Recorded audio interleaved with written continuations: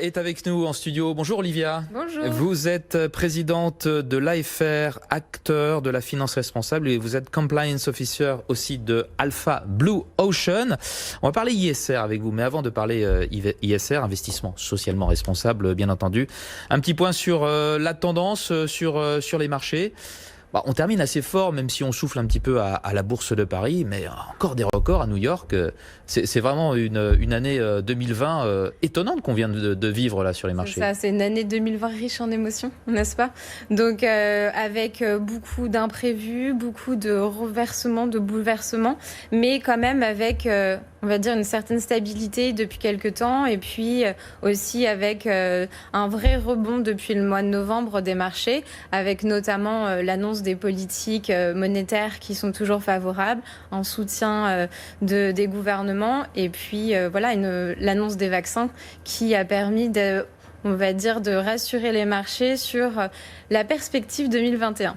Ça va vraiment être placé sous le signe des vaccins 2021, des différentes campagnes de vaccination qui se mettent en place, l'arrivée aussi des autres vaccins, parce qu'il n'y a pas seulement Pfizer, BioNTech et Moderna avec l'ARN messager, mais il y a aussi donc AstraZeneca qui aujourd'hui vient d'être homologué au Royaume-Uni. L'ISR, on va parler du S d'ISR, la dimension sociale de l'ISR.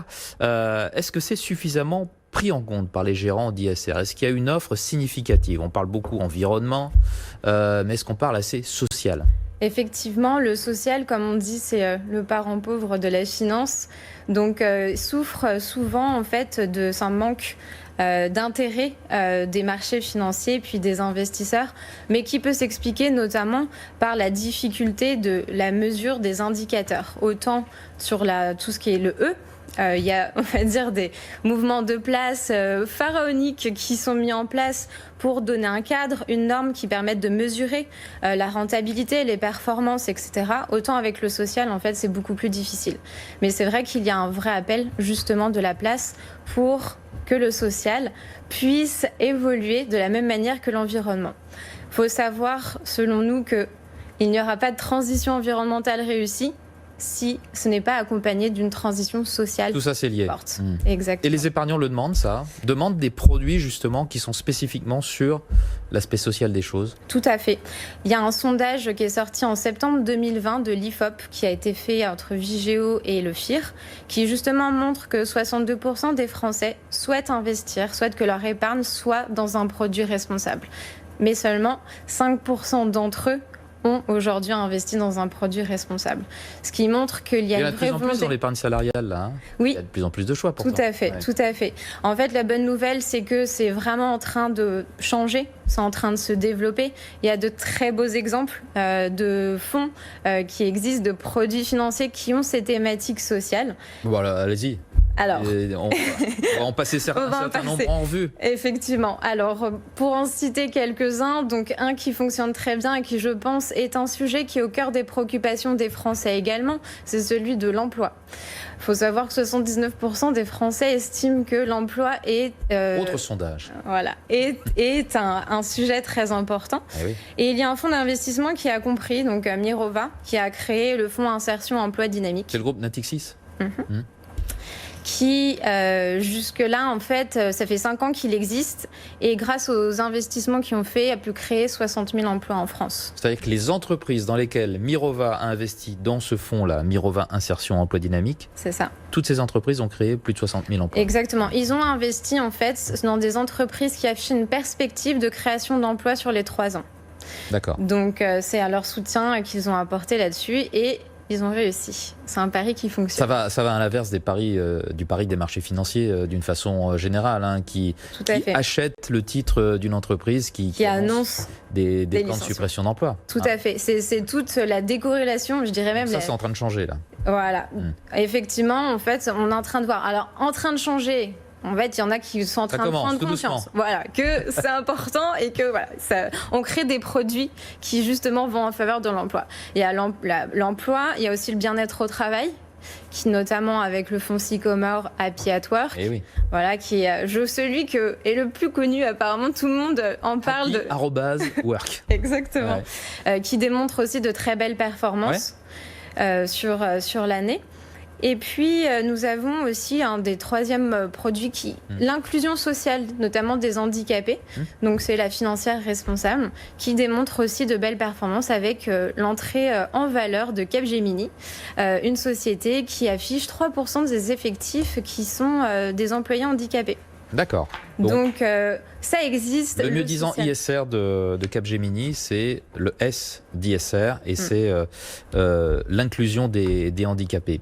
Exactement. Vous le disiez tout à l'heure, on manque quand même d'indicateurs sur le S d'ISR. On en a beaucoup sur le réchauffement climatique, ce genre de choses, l'empreinte carbone. Exactement. Par exemple, là en 2021 va arriver la taxonomie qui va définir et définit tout un corps législatif réglementaire qui va s'imposer aux entreprises, qui va notamment leur permettre d'être plus transparentes sur leur impact environnemental.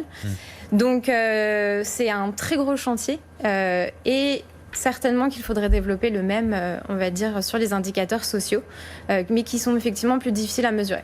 Il y en a quelques-uns quand même, j'ai envie de dire, l'égalité homme-femme, il est assez facile à mesurer, n'est-ce pas ? L'égalité femme-homme, d'ailleurs.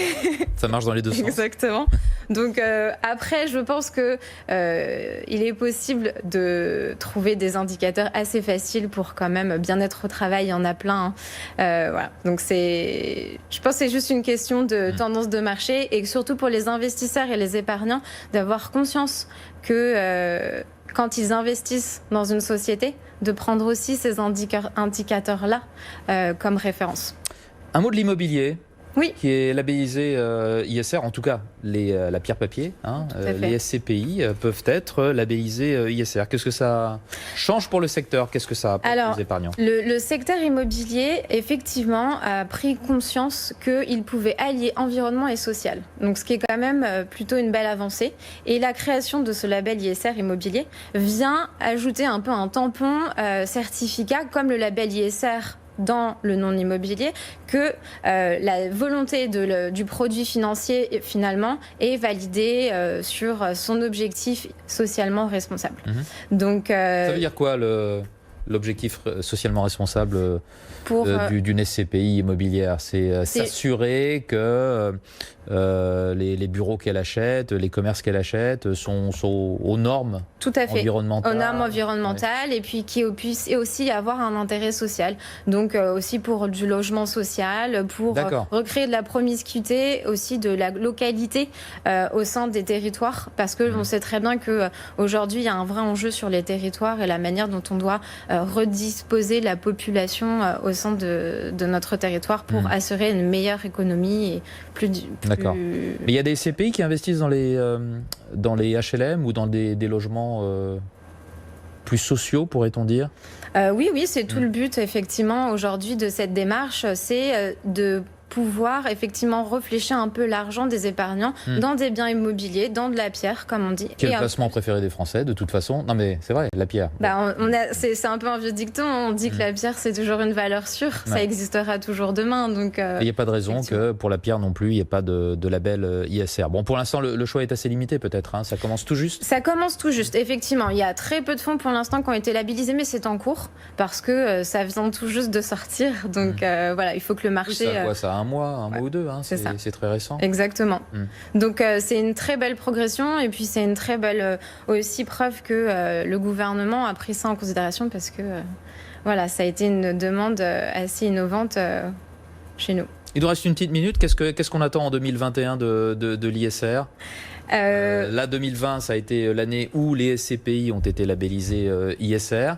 Qu'est-ce qu'il peut y avoir comme nouveau développement? 2021, il va y avoir, je pense, un renforcement, on va dire un peu législatif des pouvoirs publics sur l'importance qu'il souhaite accorder à l'épargnant et à sa volonté, la manière dont il veut utiliser son épargne, avec par exemple un renforcement des questionnaires à l'entrée en relation, sur savoir quelle est votre préoccupation, à quoi voulez-vous que serve votre argent. Ouais, on demande toujours ça. Enfin, je veux dire, les intermédiaires financiers demandent toujours à mieux connaître le profil financier de leurs clients quand il s'agit d'investir en bourse, par exemple. Oui, mais ils ne vont pas forcément vous demander si vous voulez investir dans un produit responsable. Aujourd'hui, D'accord. ça va être C'est pas obligatoire. encore intégré, ça. Ouais. D'accord. Donc c'est quand même assez important d'évoquer à minima le sujet avec votre client. Très bien. Bah, c'est tout le temps qui nous reste. Merci beaucoup, Olivia, Merci. d'avoir été avec nous. Olivia Blanchard, présidente d'Acteurs de la Finance Responsable et Compliance Officer d'Alpha Blue Ocean. À bientôt. Merci, au revoir.